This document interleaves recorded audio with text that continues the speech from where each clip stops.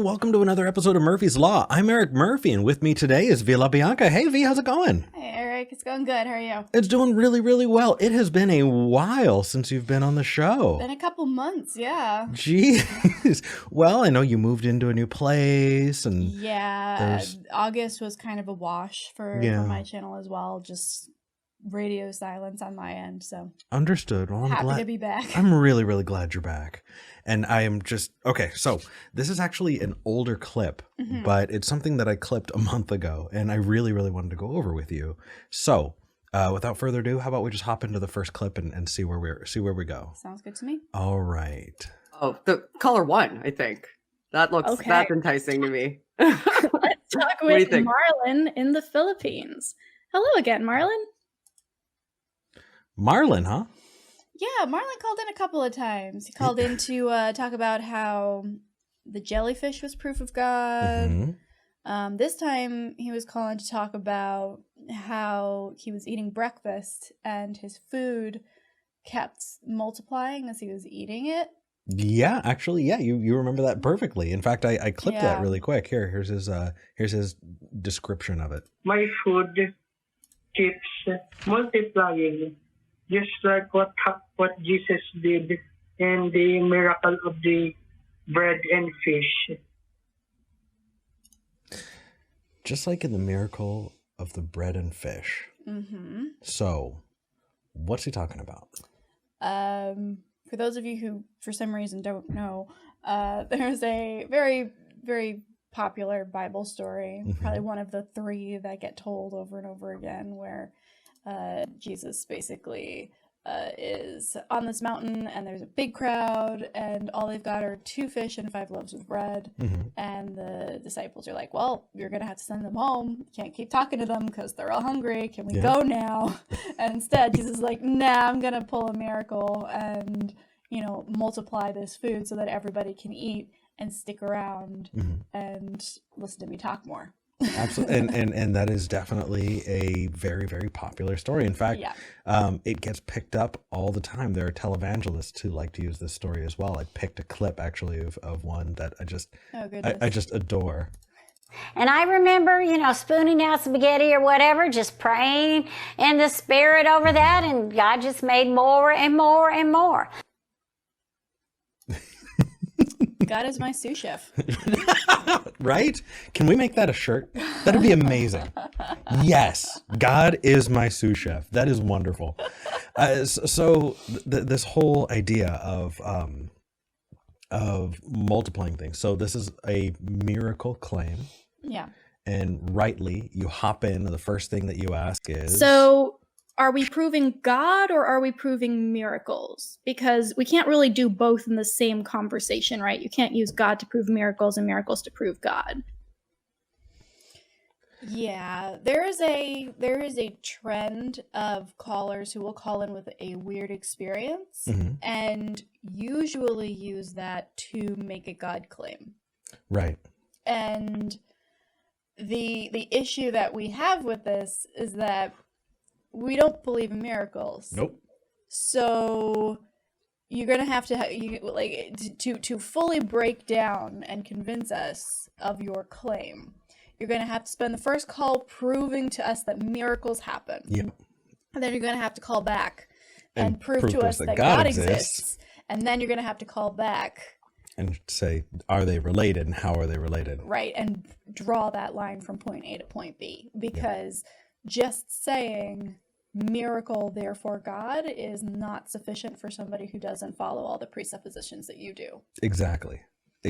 And the way y'all handled this was really good. And I think that one thing that people tend to take away from this is this idea that we're being extra obtuse, and so when he finally kind of wraps it in, here's how he puts it. Well, would you say that a higher power intervened somehow? No, I wouldn't. No. No, we really don't get that. No, that's not what we would say. No. That's rough. And I get, and I definitely can put myself back in those shoes of geez, these atheists, they're so mean, they're so obtuse, they're so, bound and determined to give any other, any other explanation. And what they're not understanding is there's an approach that we're applying that they don't get. And that is Socratic reasoning, this skeptical approach. And I know you know this, but just to kind of describe it and explain it, what we do is, take a look at the way that you get to cogito ergo sum, right? You have Descartes who wanted to strip away all of the presuppositions. Well, what if I'm wrong about this? Well, what if I'm wrong about that? Right. How far down can we go? What are other possible explanations? Could I be dreaming? And could I be a brain in a vat? Yeah, exactly. And you go all the way down. And he wound up getting to cogito ergo sum and screwed up after that. But anyway. Therefore demons. Yeah. Like, come on, dude.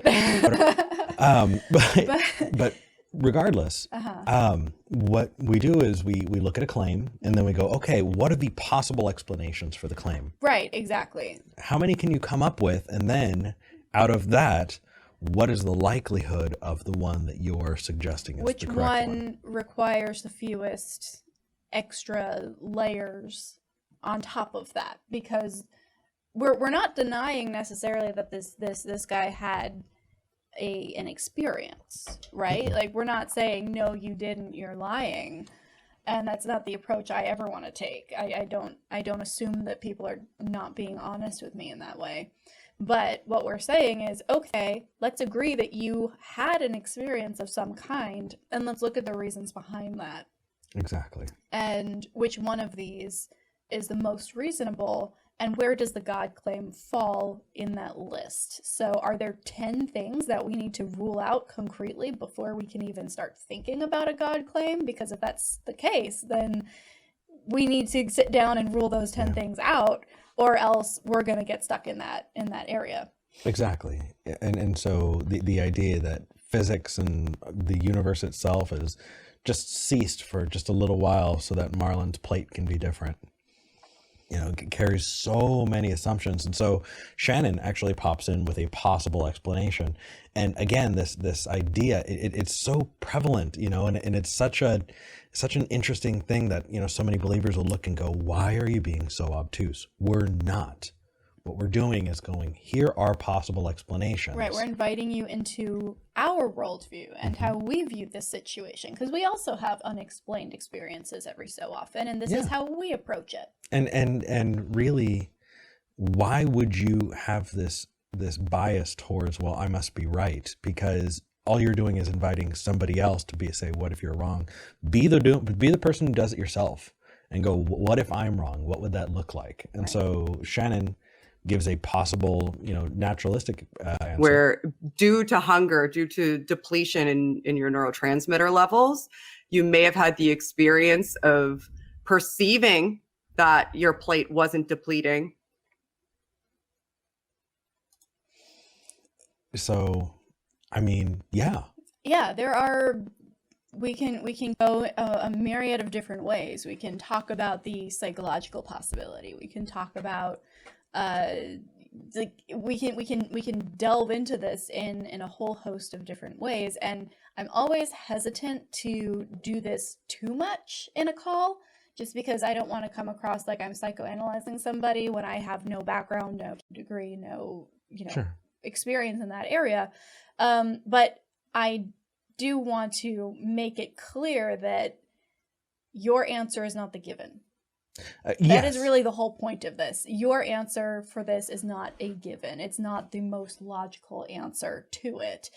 And it's not the only possible answer. Right. There's the Sherlock Holmes saying, which is BS, but it's the... Oh, no. Are you going to do the... No, don't. No. We should talk about it because this is a line of thinking that we're trying to poke holes in. Mm-hmm. And that is that...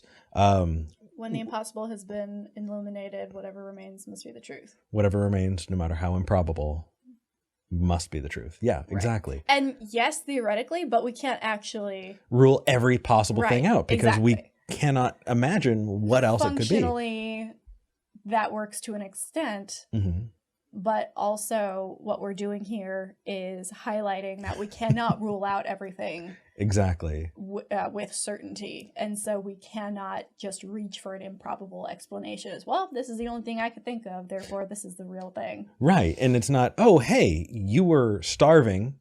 Your brain, stuff happens to your brain and it does not work well when you are starving. Right. Your perception of a thing could have been off. That could explain it. Or fucking miracles. I mean, while it may sound mean, it is absolutely at least honest. Here is another possible explanation that requires far fewer leaps. Mm-hmm. And so, kind of moving on, you try to explain to him why there's a difference in approach. But to us, there is no line between strange experience and God, right? To you, there's a line there. Yeah, essentially what we've been saying. There is no line. Yeah. It's not as obvious as you might think it is. No, you point at this thing that you can't explain, and that's essentially you laid it out right at the beginning, and that is prove the miracle, then prove God, and then prove that those two are related. Right. That's how you get us there. Mm-hmm. And that's I think reasonable for literally everything else. So why wouldn't that be reasonable for this? Right, exactly. So, and for all those theists asking, well, what would convince you, right? Like, well, give me a way to convince you. That's your roadmap right there, right? Come to me with a miracle, prove miracles. Come to me with a God, prove the God, and then come to me with a connection between the two and prove that. And then we're golden, right? and then we're fine. Absolutely, and especially for the Christians who say that evidence is all around us, then there should be a wealth of evidence to choose from that you can point to. Weird how nobody's come up with that yet. Yeah, so you actually continue. I want to bring this next piece here. What makes a strange event just a strange event? And what makes a strange event a miracle? Or are all strange events miracles? Yeah, this is a line of questioning that has gotten me some really interesting answers in the past. Yeah. So, like what? Well, there are people who are like, oh, well, every coincidence is a miracle. Okay, even the bad coincidences? Like, are those... No, just the good coincidences. Okay. According to whom? Right, exactly. So every good coincidence is a miracle. It loses its meaning at that point. Like, it loses any supernatural, mystical element at all. If you're just, okay, well, this is a coincidence, I'm going to call it a miracle because I liked this coincidence. So, yeah, I think in addition to everything we've been saying about when you call in with a miracle claim, you need to prove that the God was responsible. You also need to define miracle, and you need to be very clear about what you're claiming in that instance as well. Because it's not just a coincidence. It's not just a statistical anomaly, which is what some people would say, right? Yeah.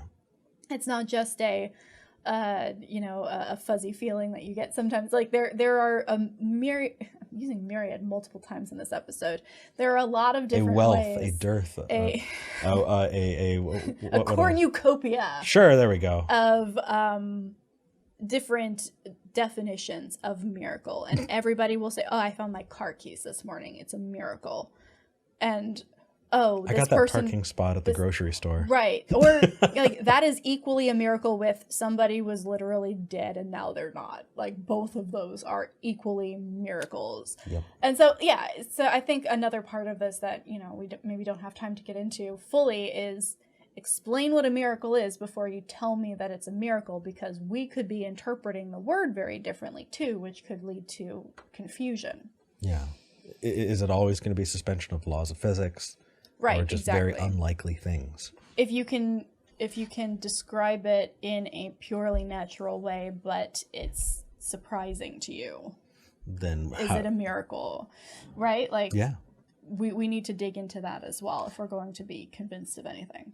Agreed. And just to make sure that we're holding ourselves to task, that is not for us to tell people. Right. because it is going to be different from each person that you talk to. And so if you talk at a Christian who has a different definition of miracle and say, no, here's the definition of miracle, you're going to talk right past them and the conversation will be wasted. Right. So it really is a question that we have to continually ask if we're going to have an honest conversation with whoever it is that we're engaging with. Right. Which is tiresome, but it's a thing. So it's a thing, and so far nobody has been able to provide even a good workable definition. So at least not one that everyone who believes in it can agree on. Right. And not one that can be proven in any way. Like, in order to prove something, you need to know what you're looking for first. And that hasn't been given yet. Agreed. But not in my experience. But Marlon, in this case, is going to continue to look for whatever evidence he thinks can point towards his belief. And Shannon calls him out on it very clearly, because after you get to this point, you realize, no, he's not trying to prove miracles. Yeah. He's not trying to prove God. Here's what he's doing. I can see what you're doing now. Marla, you're looking for affirmative information to reinforce an existing belief. Right. Right. So, it is not a secret. You and I are in a relationship. I care about you very, very much. You're one of the most important people in my life. And when I see you on Twitter, it drives me nuts because I think you're on Twitter too much. And so I saw an article that said that being on social media too much and reading, all of these hardcore conservative, upsetting things. Upsetting political content on social media. Rots your brain. Well, in so many words, and decreases cognitive function in various areas directly after reading said tweet. Exactly. Yes. And so I found that, and I was like, V, see this? This is why you should not be on. And this is confirmation bias. I want V not to be on Twitter so much, and so I find, whatever information I can that backs up my previously held belief to try and bolster that. And looking at it, I realize, oh God, that's terrible of me.